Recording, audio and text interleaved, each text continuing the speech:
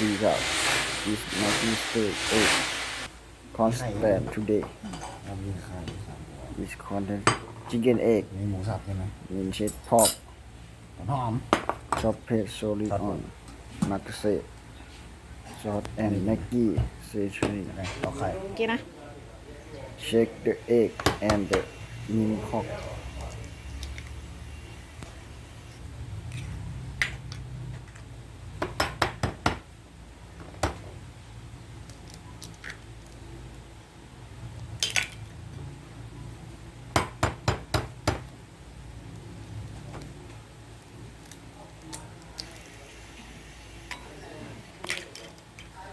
แล้วก็ใส่หมู เธอขัดเสื้อกันเปื้อนนะ เยอะไหม ใส่หมดใส่นั่นนะเดี๋ยวใส่หมดแค่นี้ ชอบเยอะไหม ซอสซอสเทอริยากิเยอะหน่อยนิดนึงเธอต้องเอามา1 ช้อนโต๊ะ Fitting นะ with จริง well combat ๆพอเวลาเธอพูดภาษาอังกฤษเธอก็ต้องบอกซอสเบกกี้หน่อยหนึ่งเหยาะหน่อยนึงคนเขย่าให้เข้ากันเช็ค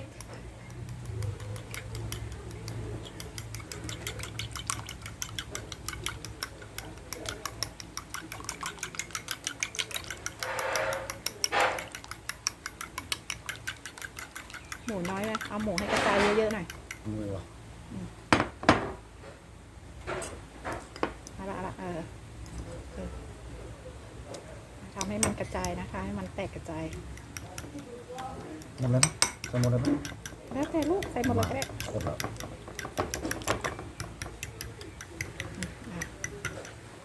เอาไงต่อ เสร็จแล้วเอาต้นหอมผักชีโรยหน่อยนึงโรยแล้วก็ไม่ต้องคนละโรยต้นหอมผักชีโรยอย่างนี้โอเค and corn chopping grill on ไม่ต่อ ใช่เอาใส่หม้อตุน one finish pan in the confiner ฝา